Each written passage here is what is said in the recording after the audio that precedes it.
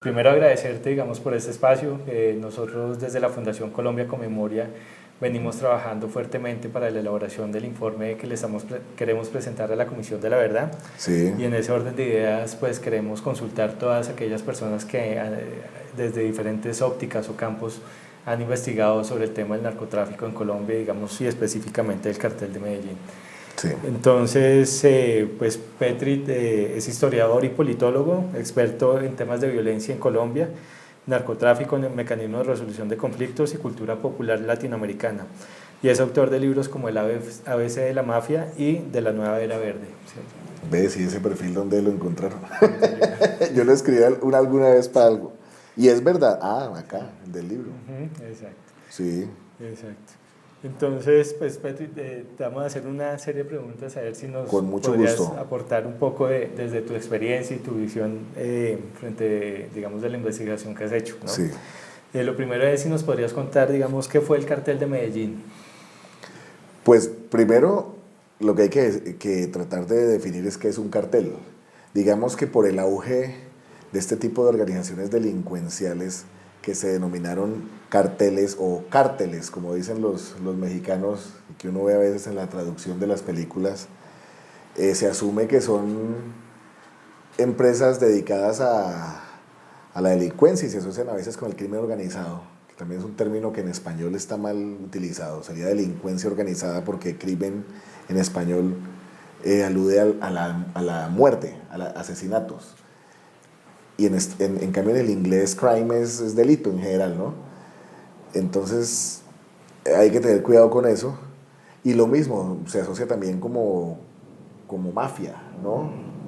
Que es otro término que empezó en un lugar específico del mundo, en Sicilia, con unas características muy particulares y después por la popularidad del término, los libros, las películas, las series muy famosas, muchas de ellas, se convirtió en una palabra que se emplea también para determinar eh, cuáles son las organizaciones delincuenciales.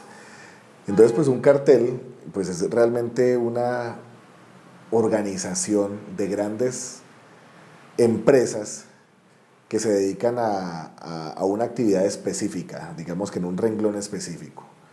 Entonces, por ejemplo, la OPEP es un cartel muy famoso, muy importante, que es la Organización de Países Productores y Exportadores de Petróleo.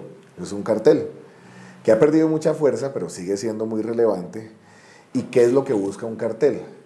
Pues limitar la competencia, controlar las rutas, por supuesto los precios de determinado producto y así por supuesto generar muchas más ganancias. Entonces normalmente en el sistema económico, cuando no hay un monopolio, que es cuando la empresa es la dueña absoluta de todo el mercado, hay oligopolios, ¿no? Que son empresas muy grandes que manejan gran parte de ese sector y que si llega el momento en que se asocian y empiezan a controlar todo, pues se forma un cartel. Entonces, básicamente, eso fue lo que pasó con lo que se denominó el cartel de Medellín. Era un montón de empresarios privados, cada uno de ellos dedicados tal vez a una de las cadenas, de los eslabones de la cadena productiva del negocio, que se asociaron y que decidieron para bajar costos de producción, lo que llaman también en la economía costos de transacción, eh, y por supuesto acabar un poco con la inseguridad que un negocio ilegal genera y sobre todo que se convirtió en un negocio tan peligroso cuando se declaró la guerra contra las drogas, la guerra mundial contra las drogas. Entonces se formó esa organización. Entonces, básicamente lo que se conoció como el cartel de Medellín fue la segunda generación de capos del narcotráfico antioqueño y colombiano, en cierta manera. Hubo otro foco empresarial muy importante que era el de Cali, donde había también otros grupos que después también generaron lo que se denominó carteles independientes. Estaba el cartel de la costa, incluso el cartel de Bogotá, del que no se habla mucho, pero que sigue siendo muy importante y sobre el cual yo he trabajado en investigaciones posteriores, y por supuesto el Cartel del Norte del Valle. La primera generación de capos paisas pertenecía a familias tradicionales con grandes conexiones políticas, económicas, sociales, entre los que estaba, por ejemplo, Alberto Prieto, que fue el socio el primer jefe de Pablo Escobar. Dicen que fue la única persona a la que Pablo Escobar le dijo patrón. Otro que le decían Alfredo Gómez López, el padrino, también un personaje muy interesante. Santiago Ocampo Zuluaga, que era el dueño de un estadero llamado La Rinconada. Y ellos empezaron a mandar pequeñas cantidades de droga al exterior, y por supuesto el negocio demandaba, pedía el alto consumo, que pues venía disparado con todo este asunto de la contracultura, primero la marihuana, la bonanza marimbera, y después pues, también las ansias de experimentar nuevos estados de conciencia. Entonces venía disparándose y la demanda continuaba creciendo. Y entonces ellos mandaban pequeñas cantidades de cocaína, 1 kilo, 2 kilos, por mucho, que eso en ese momento era mucho. Pero ya cuando el negocio crece, cuando es necesario empezar a dominar rutas de verdad grandes, entonces surge la segunda generación de narcotráfico. Esa segunda generación en muchos casos fue conformada por los antiguos guardaespaldas, empleados de la primera generación. Pablo Escobar era empleado de Alberto Prieto. Y, por ejemplo, los Ochoa eran muy cercanos a un personaje llamado Fabio Restrepo, que también fue importante. Por ejemplo, Gonzalo Rodríguez Gacha, no en Antioquia, sino en toda esta zona de Cundinamarca y Boyacá, estuvo siempre muy ligado a los grandes patrones esmeralderos, Gilberto Molina, Víctor Carranza. De hecho, el mexicano fue uno de los pistoleros de la Primera Guerra Verde, alias el mexicano, como lo conocían. Y así se fueron organizando poco a poco estas agrupaciones delincuenciales, que lo que buscaba era pues atender un negocio que era buenísimo. Pablo Escobar, por ejemplo, hizo un viaje que es muy recordado, mítico, a Ecuador, y que cuando estaba regresando lo agarraron preso. Él en un Renault 4 empezó a guardar, encaletar la cocaína que compraban en Ecuador, después en Perú, Bolivia, y empezó a crecer el negocio. Entonces esos oligopolios, esos focos empresariales empezaron a desarrollarse. Entonces los hermanos Ochoa, que tenían un nivel de vida más alto que el de otros compañeros de esta organización, pues tuvieron un liderazgo muy importante. Ellos eran enfermos, fanáticos por los caballos de paso fino, y pues para seguir satisfaciendo un gusto que evidentemente es bastante costoso, pues se involucraron precisamente en ese negocio. Y en ese negocio, pues como no había controles, no se sabía lo que era, pues mucha gente se empezó a meter, se empezaron a apuntar, incluso ricos tradicionales que veían que estaban quedándose sin plata y empezaron a apuntarse en esos viajes. Bueno, se hacía una figura que era la puntada, que como que se recogía una vaca y cada uno ponía su platica y mandaban el cargamento. Entonces los Ochoa, Pablo Escobar, Gonzalo Rodríguez Gacha, el mexicano, otro personaje muy importante, Gustavo Gaviria Rivero, que era el primo de Pablo Escobar, nacido en Pereira, tipo muy inteligente, muy hábil, muy astuto, y que realmente era el cerebro de la organización de Pablo Escobar. Y había otros más: Albeiro Areiza, que le decían el campeón, Fernando el Negro Galeano, Gerardo Kiko Moncada, Rafael Cardona Salazar, José Pelusa Ocampo, y bueno, muchos más narcotraficantes que en lo que fue esta organización se fueron formalizando y empezaron a ser parte de lo que se conoció como el cartel de Medellín, ya como narcotraficantes de segundo, de tercer nivel. Ahora bien, hay dos momentos en donde el cartel de Medellín se convierte verdaderamente en la organización ya poderosa, grande. La primera es cuando llega Carlos Leder. Yo no sé si usted vio la película Blow. No, Johnny Depp, Penélope Cruz. no, Se la recomiendo. Se la daban mucho en televisión hasta hace unos años. Y es la historia de un narco llamado George Young. El tipo era hippie, empezó a darse cuenta que todo el mundo quería marihuana, ahí en California, en las universidades gringas. Y entonces el tipo fue para México y allá empezó a llevar desde una avioneta marihuana y se empezó a tapar de plata. Pero lo cogieron. Llegó a la cárcel. En la cárcel se encuentra nada más y nada menos que con Carlos Enrique Leder Rivas, que un narcotraficante de Armenia, que hijo de un alemán y de una reina de belleza de allá del eje cafetero. A él lo mandaron muy joven, siendo un pelado, 14 años, a Estados Unidos, y allá él entra en contacto con esa contracultura que estaba muy en boga, el hippismo, toda esa vuelta, la música rock, ¿no? la oposición a la guerra de Vietnam, y empieza a involucrarse en actividades delincuenciales. Entonces lo agarran robando carros en Canadá y para pasarlos a Estados Unidos y viceversa. Y finalmente, también por tráfico de marihuana, lo agarran, lo cogen y él le dice a George Young: yo tengo un contacto buenísimo en Medellín para llevar, no marihuana, que ese negocio es viejo, cocaína. Además, una paca de marihuana es una cosa así, un kilo es una panela. Y se van para Medellín, y allá Leder, con los contactos que tenía, al parecer entra en contacto con otro personaje muy importante, Pablo Correa Rollave, que me he olvidado mencionar, otro narcotraficante muy importante de la época, que después Pablo Escobar lo mata. ¿Sí? Y les dice: bueno, tengo este contacto en Hollywood, a través de un peluquero que era muy amigo de una novia de George Young.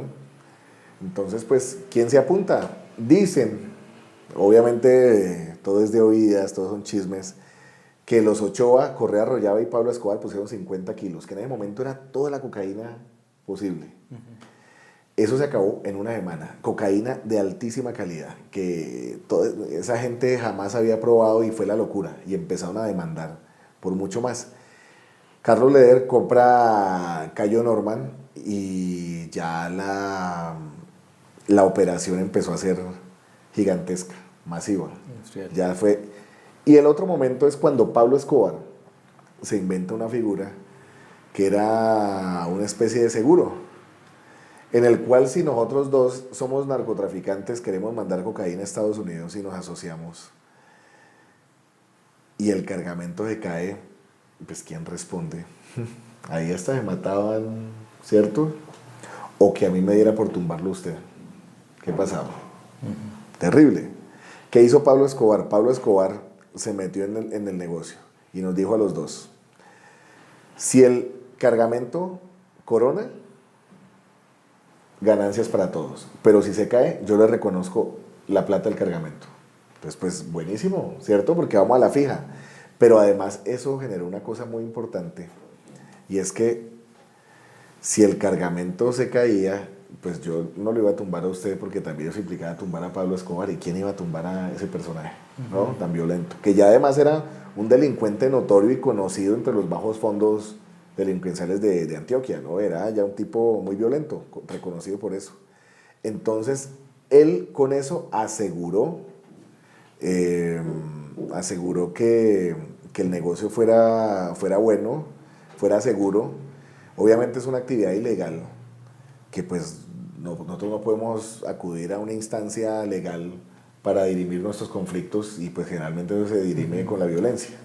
Pero entonces el hecho de que hubiera un factor de estabilidad como lo que representaba él, pues hizo que estos personajes se organizaran. Después llegaron otros. Llegó Gonzalo Rodríguez Gacha, el mexicano, que era el dueño de otra ruta, y empezó a trabajar con ellos, trabajó independientemente también, y sobre todo apoyó a Escobar en sus luchas contra el Estado colombiano, contra el cartel de Cali, así como Escobar lo apoyó en la guerra contra los esmeralderos. Entonces realmente el cartel de Medellín, pues para responder ahora sí, el cartel de Medellín pues fue una reunión de oligopolios de la cocaína, de empresarios muy importantes que cada uno cumplía un papel determinado y que en un momento específico y particular pues alcanzó a mandar el 70% de la cocaína que consumía en Estados Unidos. Tuvo varias etapas, varios momentos. En un comienzo fue eso, un cartel, es decir, una organización económica que buscaba satisfacer una demanda enviando un producto de alta calidad, porque la cocaína colombiana era de alta calidad. Y, y después con las diferentes situaciones que fueron pasando, ocurriendo, la declaración de la guerra contra las drogas, bueno, de Nixon primero, pero la reactivación de esa guerra contra las drogas en el gobierno de Reagan, y pues, por supuesto la persecución a los narcotraficantes acá, la expulsión de Pablo Escobar del nuevo liberalismo, después los debates que le hizo Lara Bonilla en el Congreso de la República, el asesinato de Lara Bonilla y después de todo el mundo, pues se convirtió en una organización que sí, se sustentaba en el envío de cocaína, o sea, su primer fin era económico, pero después su fin, o se convirtió en una organización con énfasis en el ejercicio de la violencia, que en cuestión de poco tiempo, menos de 10 años, menos de una década, fue capaz de arrodillar al Estado colombiano, lo cual dice mucho de lo que hizo y que tuvo diferentes ramificaciones. Una cosa era Pablo Escobar y su organización, otra cosa era Rodríguez Gacha y su organización, otra cosa era Fidel Castaño y su organización, etcétera, etcétera.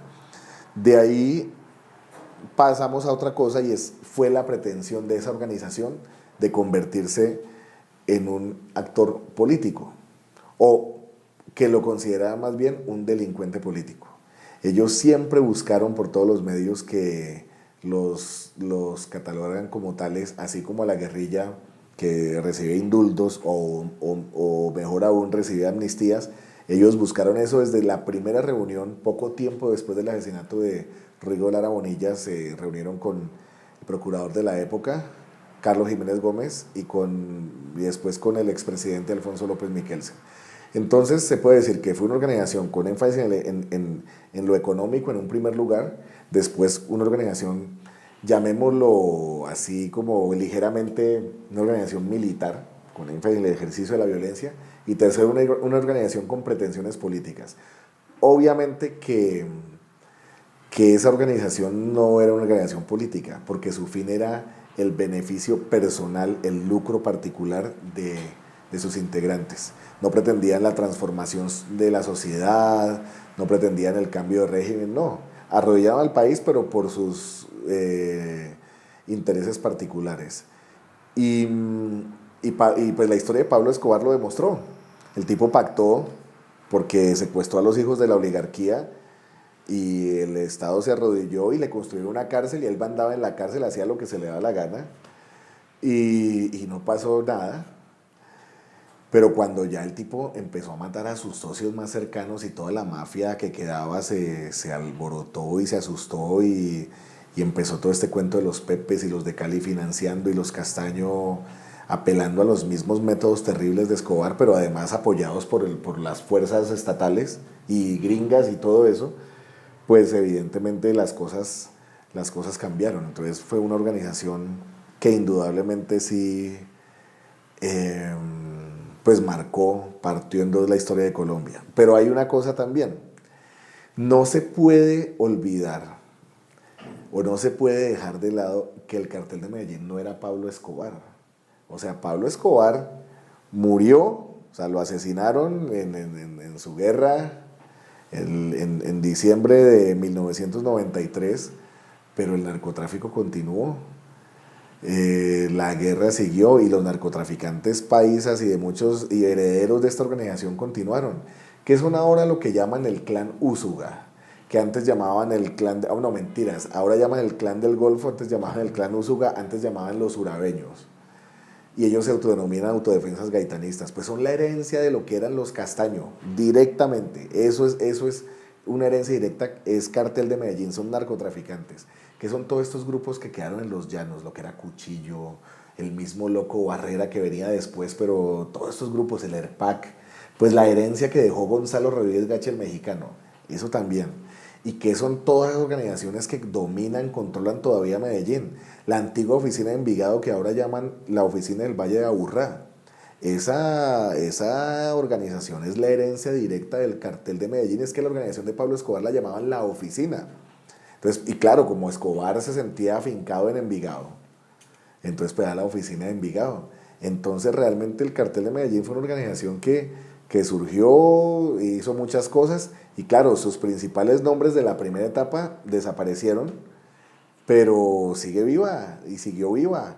Para mí todo este asunto de lo que fueron las AUC, en muchos casos, a pesar de que el discurso de Castaño se reivindicaba como político, en el fondo, Vicente Castaño, que era un heredero directo del cartel de Medellín. Cartel de Medellín, por cierto, fue el nombre con el cual las agencias antidroga estadounidenses bautizaron a esa organización y caló en el que a ellos les gustaba. Wow, el cartel de Medellín somos nosotros. Pero a la larga muere Pablo Escobar, pero el narcotráfico no se acabó. De hecho, cuando matan a Escobar, que está el cadáver ahí en el tejado, lo están bajando, una periodista está entrevistando a una de las hermanas de Escobar. Y pues la periodista, una pelada muy joven, le pregunta a la hermana que si creía que el narcotráfico se iba a acabar. Y la señora le dijo, venga, dígame la verdad, ¿usted cree que con la muerte de Pablo va a acabar el narcotráfico en Colombia? Y ella dijo, sí, yo creo que sí. Pues obviamente Colombia, 47, 46 años después de la declaración de la Guerra Mundial contra las Drogas, continúa siendo el principal productor de cocaína del mundo. Entonces, pues la cosa sigue así. El cartel de Medellín era una razón social, pero narcotráfico continúa habiendo y por lo menos la herencia directa de esa organización está presente en organizaciones que con otros nombres y otras dinámicas sigue haciendo lo mismo, que es mandar cocaína a Estados Unidos y al resto del mundo, porque además el envío se ha diversificado al resto del mundo y por supuesto matar y actuar violentamente de quien se le presente. Obvio, ya no ponen bombas de la magnitud que se ponían anteriormente, ya no, pues ya no le van a poner un avión, una bomba a un avión con ¿cuántos? 107 pasajeros. O 107 y tripulación, ¿cuántos? Con todo, 101 pasajeros y 6 tripulantes. Okay. 107 personas. Pero sea lo que sea, pues la dinámica continúa y yo sí tengo muy claro que la solución, que pues bueno, toco muchos temas, pero la solución ante eso no es seguir enfrentando violentamente esos personajes, sino pues si llevamos una guerra fracasada, apelando a lo mismo, pues hay que apelar a otra estrategia completamente diferente. Exacto. Pero tú mencionabas a alguien... Estaré más corto la próxima vez. Mencionabas a alguien y es, digamos, la figura que tuvo el clan Castaño, ¿no? Dentro del cartel de Medellín. Sí. Específicamente Carlos Castaño. ¿Qué rol jugaba Carlos Castaño dentro del cartel de Medellín? Ahora, antes de empezar a grabar, hablábamos y comentaba una anécdota o una frase de la que me habló Gustavo Duncan, que fue profesor mío en los Andes y, bueno, amigo, investigador también sobre el tema, sabe mucho sobre eso. Y él decía, no, es que si yo tengo 17 años y Pablo Escobar me tiene miedo, pues ya soy jodido, ¿no? Ese era Carlos Castaño. Digamos que Carlos Castaño era el menor de un clan de muchísimos hermanos, una familia paisa de esas tradicionales campesinas o pueblerinas, con un papá terrible, como que era una cosa muy férrea, muy, mejor dicho, y sobre todo que tenía una relación terrible con el mayor de los hermanos, que era Fidel. Y Fidel Castaño, como tantos otros colombianos, se fue a probar suerte en muchos lados, y también como sucede en un país en donde la línea divisoria entre lo legal y lo ilegal es tan difusa, donde el Estado no tiene una legitimidad en la población, y donde pues evidentemente hay tan pocas posibilidades de ascenso social rápido, digamos que por los canales correctos, entre comillas, de las cosas, pues él empezó a involucrarse en diferentes actividades delincuenciales, o llamémoslo así, a veces no delincuenciales, sino informales. Entonces minería, asaltos bancarios, fleteo. Entonces también asaltaban tractomulas y empezó a meterse como en todo ese tipo de grupos. Y también había en Medellín un grupo de delincuentes muy famoso que era el del Mono Trejos. Dicen que Pablo Escobar estuvo involucrado en el secuestro de del señor Diego Echavarría Misas, que era pues uno de los ricos tradicionales de Medellín, familia tradicional, benefactor, bueno. Y dicen que fue Escobar formando parte de la banda del Mono Trejos. Dicen también que Fidel Castaño estuvo más o menos cerca de ese grupo. Estuvo dizque en Venezuela, minas de diamantes en Brasil. Y poco a poco, pues claro, se encontró con que había un negocio ilegal que, pues bueno, en Colombia el contrabando tradicionalmente siempre fue permitido, ¿no? La economía de Colombia era una economía cerrada y pues era socialmente aceptado ir a San Andresito a comprar el televisor, a comprar ropa, a comprar electrodomésticos. Y en ese sentido, pues claro, había quienes satisfacían esa demanda también de cigarrillos, ¿no? Hubo una guerra en la que formó parte Pablo Escobar en el 73, que fue la guerra del Malboro, porque como que se inundó el mercado y entonces pues como que había demasiado cigarrillo o demasiados patrones para un negocio particular. Y entonces el tipo estaba metido en todo eso, pero se encontró por supuesto con el narcotráfico, que a la larga era visto como un contrabando un poquito más lucrativo, pero un contrabando al fin y al cabo, ¿no? Que no era nada complicado. Y él empezó a formar parte de esa organización y más pronto que tarde, sobre todo porque también tenía una capacidad violenta muy importante y por supuesto una actividad ilegal en un país violento como en Colombia, pues el más matón es el que a veces tiene más fuerza. Entonces se configuró como una organización, una empresa muy, muy grande y muy poderosa.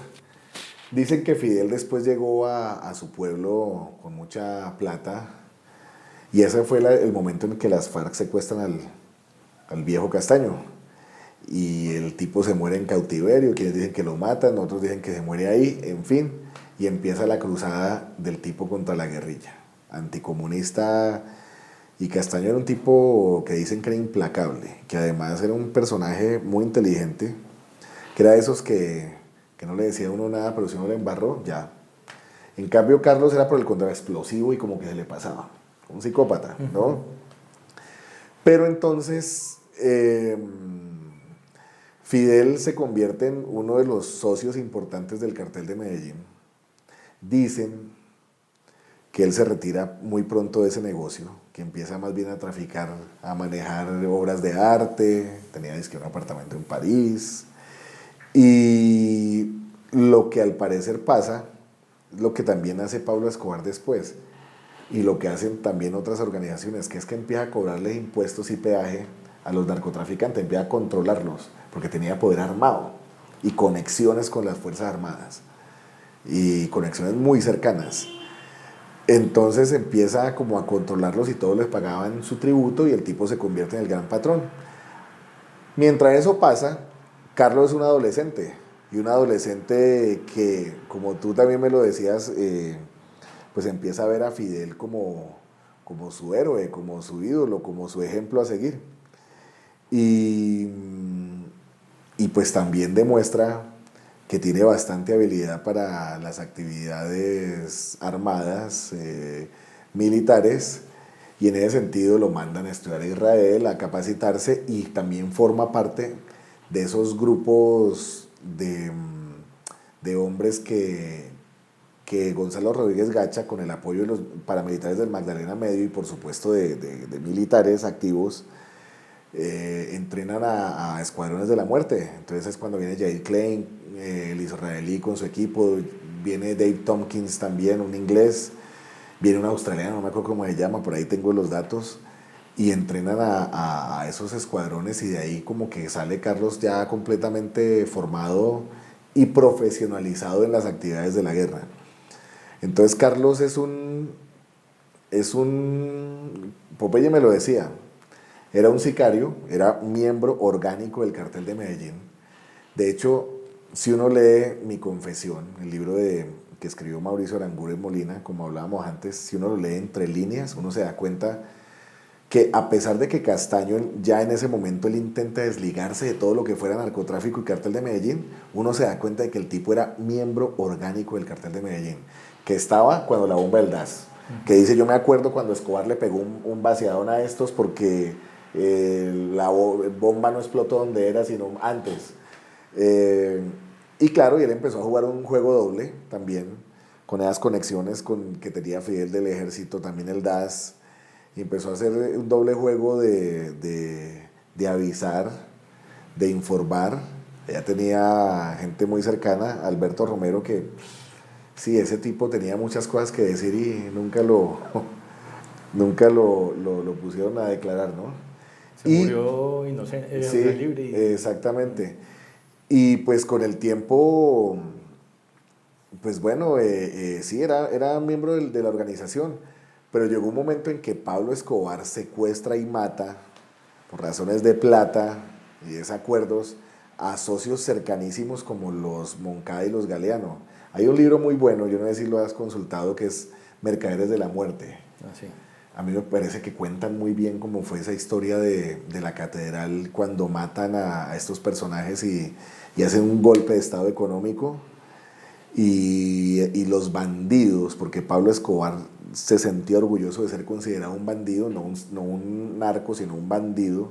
Los bandidos dan el golpe de estado y quieren adueñarse las rutas que manejaban los Moncada y los Galeano, y rutas que manejaban los Moncada y los Galeano para ayudarle a Pablo Escobar, pero pues el tipo oyó más al chopo, oyó a los que se beneficiaban de los atentados, no del narcotráfico, y ahí otra vez la situación de esta organización se partió.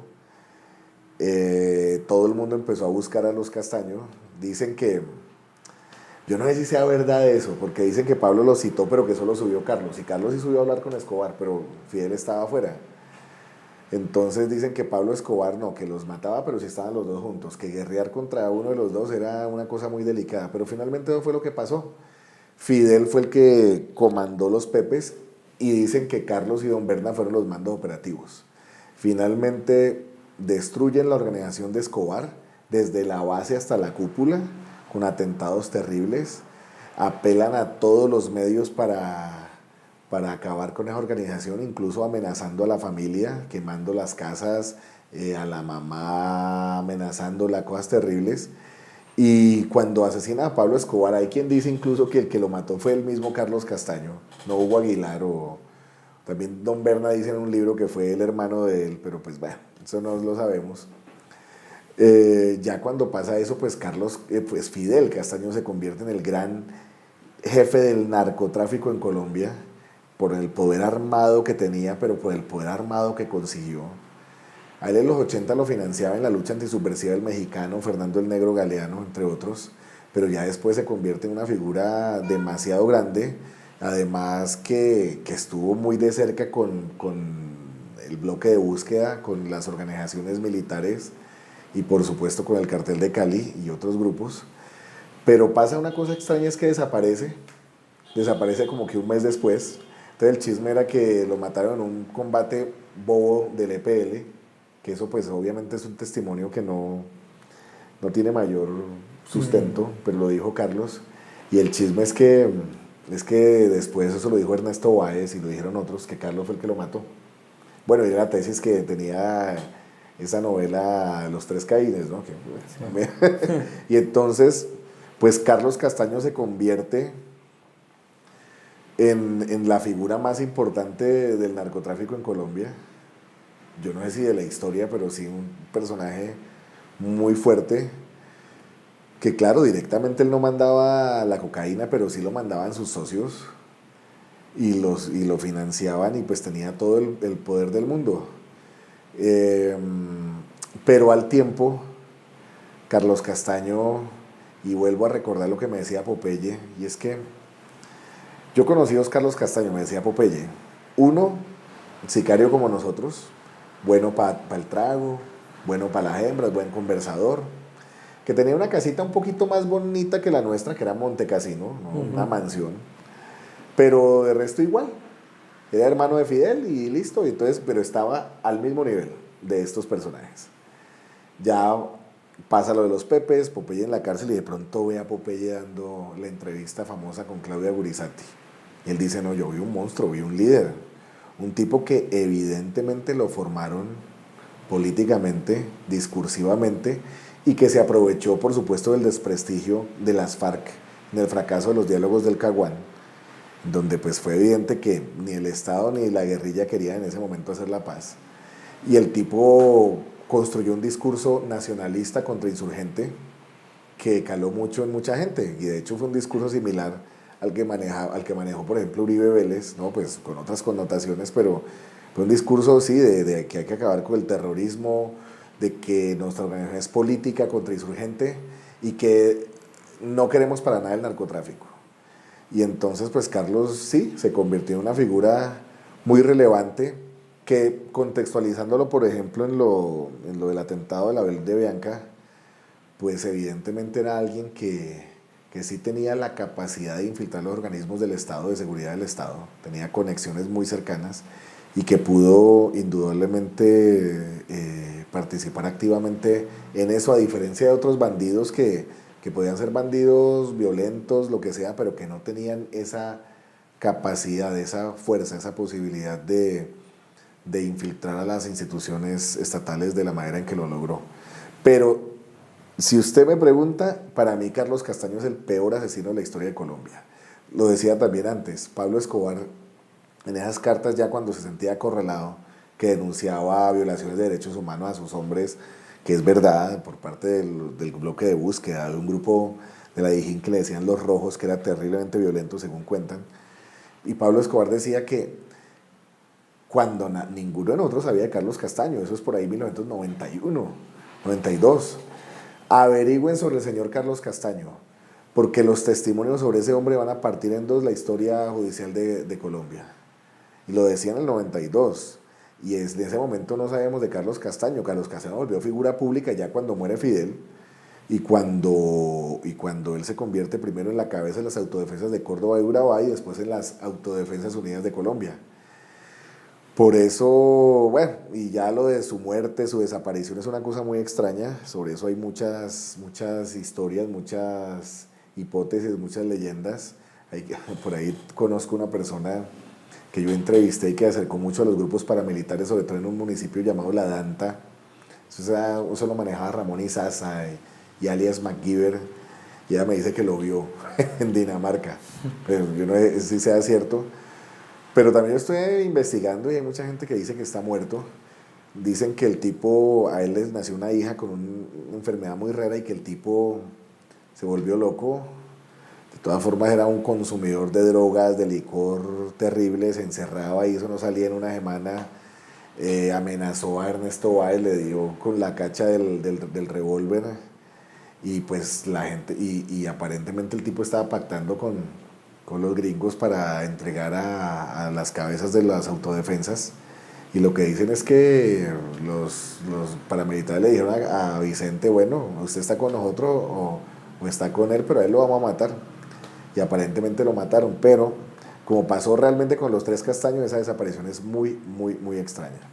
Pero volviendo, para responder la pregunta, fue una figura muy relevante, un hombre muy violento, para mí el más grande asesino de la historia de Colombia, un personaje con un talento para las operaciones militares impresionante, un antiguo sicario del cartel de Medellín, que viene del clan Castaño, que formó, que organizó una organización armada que todavía existe, que son los grupos que ahora denominan Clan Úsuga equivocadamente, porque eso es mucho más que eso, y que adquirió demasiado poder porque contó no solo con el poder económico que le daban sus ganancias multimillonarias por el narcotráfico, sino también con el favor de sectores políticos, sociales y militares que lo hicieron encumbrar como tal vez el narcotraficante más poderoso de su momento. Perfecto. No. Sí, sin duda, digamos, el cartel de Medellín es como cada vez se descubren más alcances y, digamos, más poder del que tenía, digamos, y de lo que se ha hablado y visibilizado en esa historia, ¿no? Sí. Ahora, digamos, hay un tema ahí, es que, pues, como lo mencionabas, hay una serie, digamos, una estructura criminal de bandidos, y hay dos muy relevantes para el caso del avión de Avianca. Uno es Carlos Mario Alzate Urquijo, que alias El Arete, que en su momento cuando se entrega a las autoridades se confiesa como uno de los autores del atentado a la vivienda Bianca, y otro es Dan Denis Muñoz Mosquera, alias La Kika, hoy preso en Estados Unidos y condenado por el crimen de la vivienda Bianca. Sí. Algunos dicen que bien condenado, otros mal condenado, pero pues digamos con una duda de quiénes eran estas personas. Tú los mencionas en el libro. Sí, de Si hecho. nos podrías contar quiénes eran ellos. No, pues Carlos Manuel Alzate Urquijo era primo de Pablo Escobar, incluso. Y pues la mamá de él, cuando Pablo era el famoso representante de la Cámara, una figura importante, pues le fue a pedir un trabajito para el primo. Y pues Pablo le dio trabajo, pero pues por supuesto no en la UTL, sino en su organización delincuencial, porque además pues Pablo, todo el mundo sabía en lo que andaba involucrado, lo que pasa es que no sabían los alcances violentos que él tenía, no sabían que Escobar iba a matar a todo el mundo o intentar hacerlo. Y pues evidentemente, como tantos otros personajes de ese perfil, pues demostró talento para el crimen, para el delito, y adquirió un alto perfil dentro de la estructura de bandidos del cartel de Medellín. Allá en esa organización, tal vez el jefe de sicarios más importante era John Jairo Arias Tascón, alias Pinina. Después había uno muy violento, pero muy violento, y sanguinario, que era el Chopo, como era que se llamaba, Carlos Castaño Molina, no, por ahí tengo el nombre, no me acuerdo. Y pues uno podría decir que al nivel de Otoniel González Franco estaría Carlos Alzate Urquijo, alias El Arete, que indudablemente se convirtió en una figura de confianza, en un mando muy importante para reclutar sicarios, para organizar vueltas y para pelear la guerra que tenía Escobar contra el Estado, contra el cartel de Cali, contra cualquiera que osara estar en contra de lo que quería Pablo Escobar, que sobre todo tenía una lucha radical contra la extradición de colombianos al exterior. No olviden que el mote de los extraditables, que era como la figura pública que adoptó el cartel de Medellín, era preferir una tumba en Colombia a una cárcel en Estados Unidos. Entonces, el Arete fue ese personaje que también tenía una capacidad de infiltración grande. Por ejemplo, en el caso del avión de Bianca dicen que él participó, aparentemente confesó su participación, aunque creo que en ese caso fue más como apoyo a Castaño, que tenía obviamente una conexión mucho más cercana. Alzate Urquijo sí, también se entregó ya cuando se vio cercado, y eso pues probablemente salvó su vida. Cuando salió de la cárcel, que salió a los 6, 7, 8 años, no sé, en ese momento estaban gobernando los peores enemigos del cartel de Medellín, que eran los antiguos Pepes, ¿no? A Don Berna, acuérdense de la famosa Don Bernabilidad. Y a él le hicieron un atentado al salir de la cárcel. Estuvo en la clínica poco tiempo y se perdió. Dicen, bueno, algunos decían que está en Argentina, pero parece que está en España, ¿no? Tengo entendido que está en España. Dicen, sí. Y bueno, con respecto hay un caso, y es que cuando se pierde la caleta como de 30 millones de dólares de estos socios cercanos de Pablo Escobar, el Arete estuvo apoyándolos, estuvo cerca del Negro Galeano, siguiendo o sea, ayudando a esclarecer lo que había pasado. Que bueno, les recuerdo lo que pasó. El Tití, un bandido de la organización del Chopo, es que me acuerdo es del otro alias que tenía el Chopo, que era Dagoberto Ruiz Correa, Mario Alberto Castaño Molina, ya me acordé del Chopo. El Tití se encontró esa caleta porque alguien cercano a él como que la estaba cuidando, yo no sé cómo era la cosa, le informó al Chopo. Chopo le dijo a Pablo que si se la robaban, autorizaron el robo, y se estaba pudriendo la plata, y la subieron a la catedral. Cuando empiezan a buscar eso, el Arete, que también veía como patrones a los Moncada, a los Galeano, y empiezan a buscar y bueno, suben a la cárcel de la catedral y se dan cuenta de que eso se lo robó la misma organización y los matan ahí. Pues claro, el Arete se alineó obviamente con su patrón y con su primo, que era Pablo Escobar. Entonces, sí, era un mando muy importante, uno de los grandes jefes de sicarios, legendarios para mucha gente. Y es que ser el tercer, cuarto hombre en importancia de la organización sicarial del cartel de Medellín no era cualquier cosa. Entonces fue un personaje muy, muy relevante, que además de los pocos personajes vivos que quedaron de ese rango, y alguien que definitivamente debería dar alguna declaración o algún testimonio, porque sin duda alguna tiene muchas cosas que contar. Pero pues él sabe que es mejor mantener un perfil bajo, lo cual lo ha mantenido tranquilo, bien y en cierta manera vivo, ¿no? A diferencia de otros que hablaron mucho, que resultaron otra vez presos o muertos. Como dato curioso, ya cuando en la organización del cartel de Medellín, que ya no se llamaba así, mandaba a Don Berna, que fue empleado del Negro Galeano, de ahí la conexión, y había una estructura de poder dentro de lo que se llamaba en esa época la oficina de Envigado. Estaba este Upegui, que era del Envigado, que lo mataron, estaba alias Danielito y estaba alias Rogelio. Había una fiscal y Cruzelena Aguilar, ¿no? Que al parecer tuvo un romance con el Arete. Y bueno, eso se ve bastante, uno cree que no, pero es más frecuente de lo que uno cree. Entonces el hombre seguramente por esos lados y por esos vínculos también pudo haber generado que no lo tocaran más en esa organización que había ahora mantenido el control del cartel de Medellín. Entonces tal vez eso también ayudó a que su vida fuera salvada y que esté todavía en este mundo, el Arete. ¿Cuál fue el otro? La Kika. Ah, Dan Denis Muñoz Mosquera. Ellos son del barrio Castilla, lo que antes se llamaba la Comuna Noroccidental.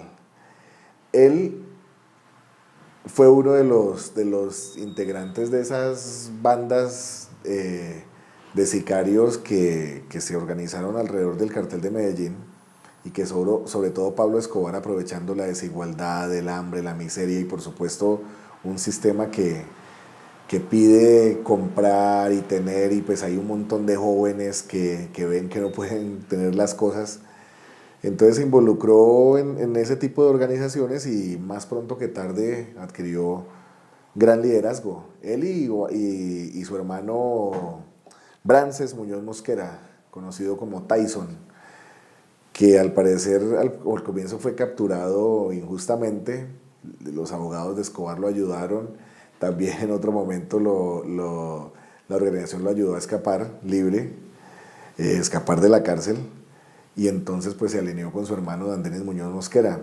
Era un bandido poderosísimo de barrio, de esos que emprendió la guerra contra la policía con fuerza, de esos que ordenaba las vueltas, que manejaba lo que era una oficina del crimen, que era la oficina de Castilla, que involucró a muchísimos jóvenes en la delincuencia y que por circunstancias de la vida resultó siendo señalado de ser uno de los responsables del atentado al avión de Avianca. Y bueno, dicen que la Kika había tenido algunos problemas con Pablo Escobar, no graves, pero sí él estaba en Nueva York y el tipo se puso a hacer llamadas y lo rastrearon, y llamadas de negocios turbios, lo rastrearon, lo capturaron y obviamente por pertenecer a la organización y ser uno de los bandidos notorios que salían en los carteles de Se Busca junto con Pablo Escobar, eran varios, era el Pinina, el Chopo, el Arete, Otto, el Mugre, Popeye, la Kika, Tyson, el Angelito, el Palomo, bueno, varios, HH, de acuerdo, varios. por pertenecer a la organización, pues lo capturaron y le achacaron el crimen del avión de Avianca, que pues bueno, usted sabe más que yo, eran tres ciudadanos estadounidenses, Dos. dos ciudadanos estadounidenses, y por eso pues el tipo tiene yo no sé cuántas cadenas perpetuas y pues mejor dicho. Yo el único testimonio que conocía de él era el de la entrevista que le dio a Julio Sánchez Cristo hace unos años.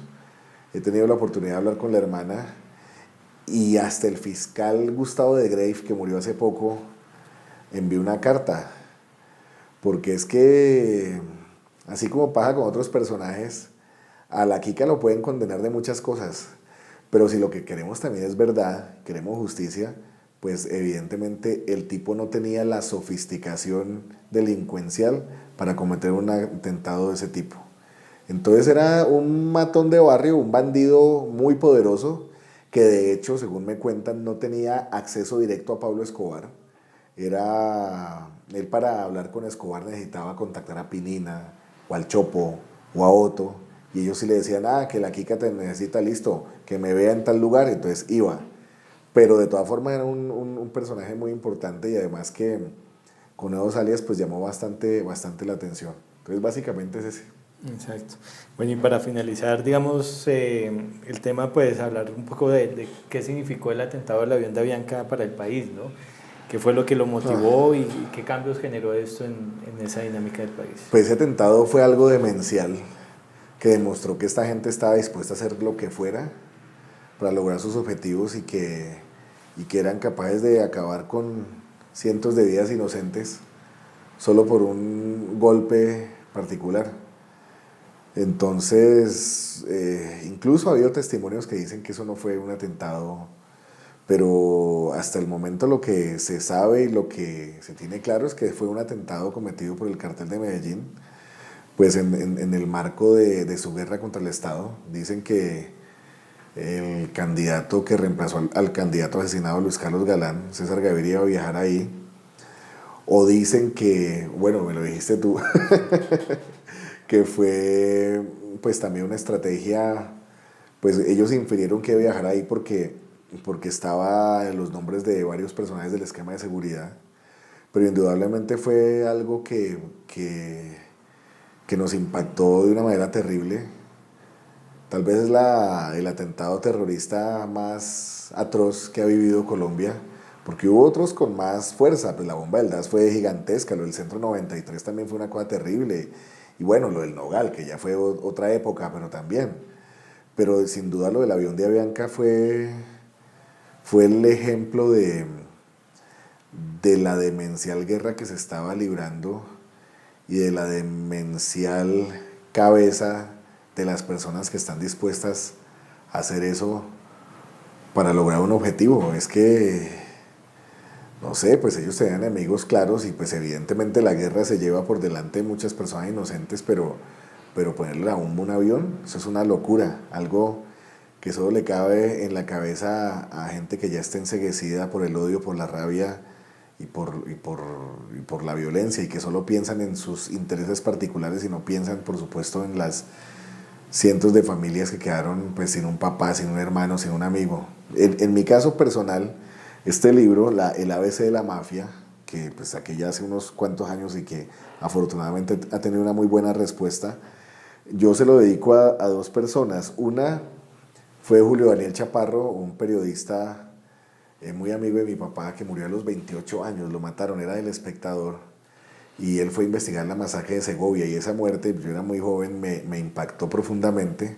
De hecho, todavía cuando suena una llamada tarde me timbro, como que siento una mala noticia. Y también se lo dediqué a la memoria de Gerardo Arellano Becerra, un tenor muy amigo de mi papá, y no solo amigo de mi papá, sino de toda la familia. Y yo lo recuerdo con mucho cariño, conozco al hijo, y, y evidentemente a mí me afectó profundamente porque no es justo que gente buena caiga por cuenta de la locura de la guerra de unos cuantos. Por eso sí lo tengo que decir, yo sí estoy a favor de cualquier tipo de iniciativa de paz que además ayude a la verdad, por supuesto, a la reparación y a que actos de ese tipo no continúen. Por eso sí tengo muy presente ese atentado.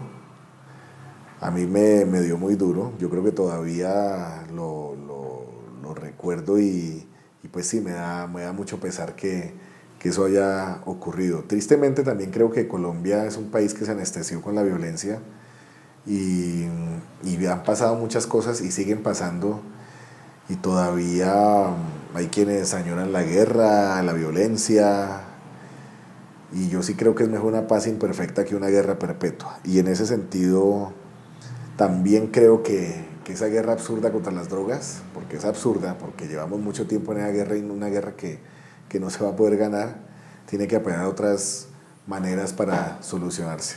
Y la verdad, para mí, la solución es acabar precisamente con esa guerra, porque es absurdo que se haya convertido en un delito, en el peor delito del mundo, mandar cocaína a Estados Unidos, y que sea menos atroz, no sé, la muerte, la violencia. Entonces, hay que acabar con eso. Ese atentado del avión de Avianca es un ejemplo de lo demencial de esa situación, y el problema no es el narcotráfico como tal, que además ese es un término equivocado, porque la cocaína no es un narcótico, y el término se acuñó es por la cocaína, eso a la gente la pone, la acelera, ¿no? El narcótico pone a la gente baja de nota, relajada. Entonces sí creo que hay que apelar a otras acciones, a otro tipo de soluciones, porque ya llevamos mucho tiempo en eso.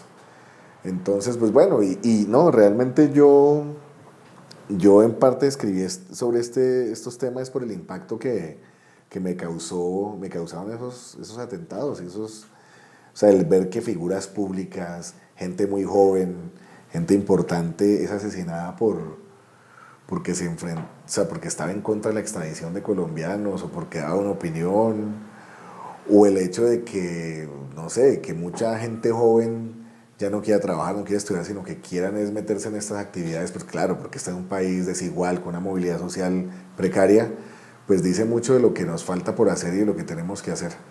Entonces, bueno, por ahí yo creo que es la cuestión.